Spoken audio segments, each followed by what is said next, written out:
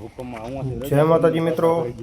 મિત્રો આજે આપણે કચ્છના એક એવા ગામની મુલાકાતે આવ્યા છીએ જે ક્યારેક હસતું રમતું અને સમૃદ્ધ હતું, પરંતુ 26મી જાન્યુઆરી 2001ના વિનાશક ભૂકંપે આ ગામને એવી રીતે ઉજ્જડ બનાવી દીધું કે આજે અહીં માણસોની વસાહત જ નથી.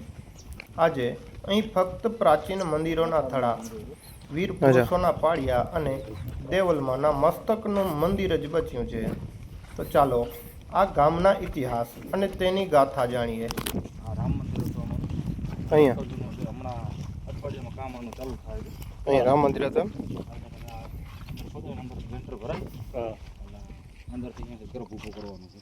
બરાબર. ભવ્ય મંદિર ઉપર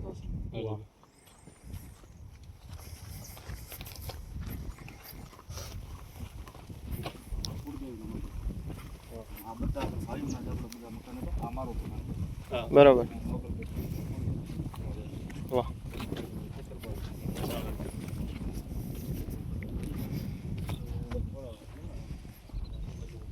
ખેતરપાડ છે. અમારા કુળદેવી છે જાડંગરી. ઓલો આ સામે દેખાય ખેતરપાડનું મંદિર. હા, એ ખેતરપાડ છે.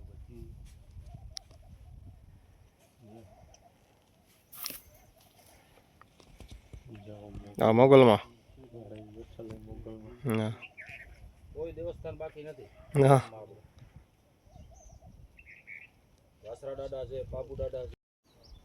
મિત્રો, ચારે તરફ નજર કરીએ તો ઘરો તો દેખાતા જ નથી. ક્યારેક જ્યાં લોકો રહેતા હતા ત્યાં આજે ઝાડ ઝાંખરા ઉગી ગયા છે. જૂની દિવાલોના અવશેષો હજુ પણ દેખાય છે. અહીંના દરેક પથ્થર પાસે જાણે કોઈ વાર્તા છે. સમય બદલાઈ ગયો, પણ આ અવશેષો હજુ પણ ભૂતકાળની સાક્ષી બનીને ઊભા છે.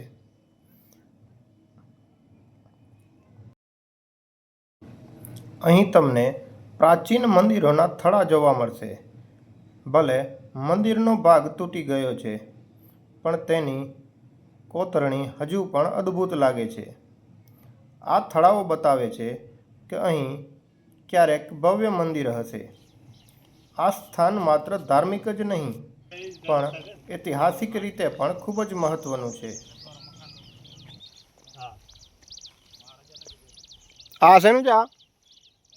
આ સ્થાન આવડમાં છે. અચ્છા, વાહ. મિત્રો, આ પ્રાચીન થડાઓ જુઓ.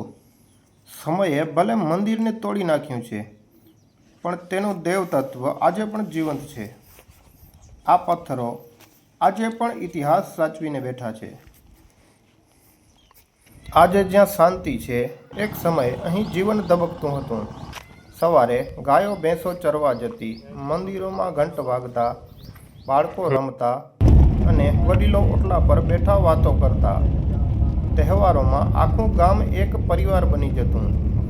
કોઈએ પણ વિચાર્યું નહોતું કે એક દિવસ આખું ગામ ખાલી થઈ જશે. તો મિત્રો, આ છે રાયથડી ગામનું સૌથી પવિત્ર સ્થાન, એટલે દેવલમાના મસ્તકનું મંદિર.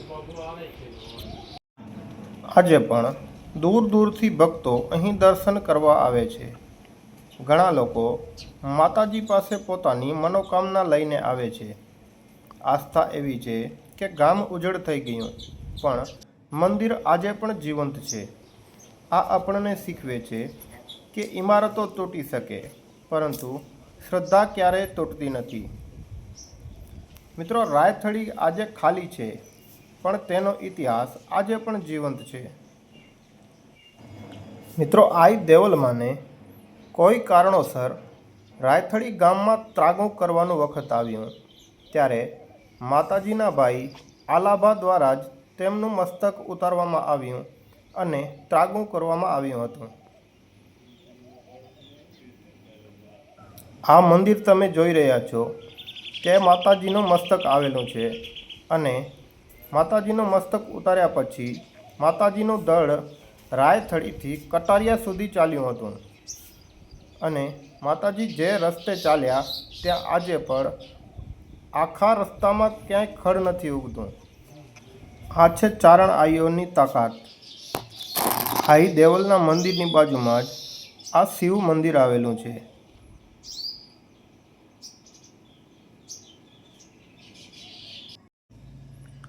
આ છે પાળિયા.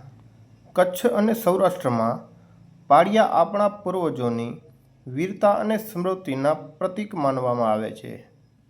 કેટલાક પાળિયાઓ પર ઘોડેસવાર યોદ્ધાઓની આકૃતિ જોવા મળે છે. કેટલાક અન્ય પર પ્રતીકો કોતરાયેલા છે.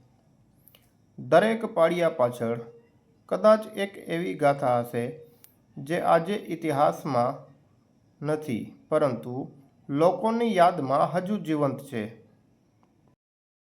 મિત્રો, તમે જે પાળિયાઓ જોઈ રહ્યા છો તે માત્ર પથ્થર નથી. આ પાળિયાઓ આપણા પૂર્વજોની શૂરવીરતા, બલિદાન અને ગૌરવના પ્રતીક છે. આ બધું દર્શાવે છે કે આ ધરતીનો ઇતિહાસ ઘણો જૂનો છે. ધરતીના કણ-કણમાં પૂર્વજની વાતો છે. રાયથળીના ખંડેરોમાં આજે પણ સોગાતો છે. મંદિર તૂટ્યા, ગામ ઉજ્જડ થયું, સમય બધું લઈ ગયો, પણ પાળિયાએ આજે પણ ઇતિહાસ સાચવી રાખ્યો છે.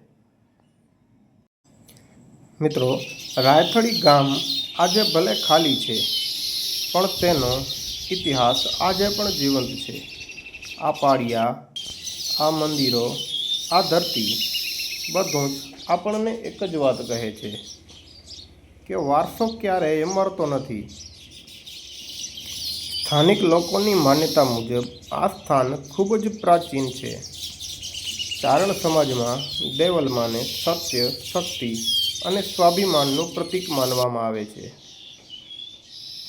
રાયથળીનું આ મંદિર માત્ર એક ધાર્મિક સ્થળ નથી, પરંતુ શ્રદ્ધા, વિશ્વાસ અને ઇતિહાસનું જીવંત પ્રતીક છે. આજે પણ દૂર દૂરથી ભક્તો અહીં માથું ટેકવા આવે છે. ઘણા લોકો માને છે કે સાચા મનથી કરેલી પ્રાર્થના માતાજી જરૂર સાંભળે છે. મિત્રો, આપણે જો આવા સ્થળોને સાચવીશું તો આવનારી પેઢી પણ પોતાના પૂર્વજોને ઓળખી શકશે. આજે જ્યારે હું અહીંથી વિદાય લઈ રહ્યો છું, ત્યારે માત્ર એક જ પ્રાર્થના કરું છું કે દેવલમાં આ પવિત્ર ધરતીનું ગૌરવ હંમેશા અખંડ રાખજો અને આપણને આપણા ઇતિહાસને સાચવવાની શક્તિ આપજો. તો મિત્રો, જો તમને આ ઐતિહાસિક સફર ગમી હોય તો વિડીયોને લાઈક કરજો, ચેનલને સબસ્ક્રાઈબ કરજો અને આવી જ ઐતિહાસિક જગ્યાઓ જોવા માટે જોડાયેલા